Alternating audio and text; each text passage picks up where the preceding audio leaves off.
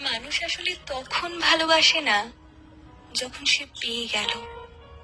মানুষ তখনই কাউকে অসম্ভব ভালোবাসতে শুরু করে যখন সে তাকে হারিয়ে ফেলেছে কিংবা হারাতে চলেছে।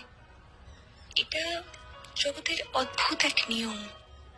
আমি দেখেছি, দূরে থাকলেই মানুষের যত হাহাকার, যত অনুসন্ধিৎসা, মন কেমন, অথচ সেই মানুষই নিঃশ্বাস প্রশ্বাসের সমান কাছাকাছি থাকলে তাকে অবহেলার শেষ থাকে না। সে পাশে থাকলে যেমন তেমন করে অজুহাত অছিলায় তাকে রেখে দিলেই হয়।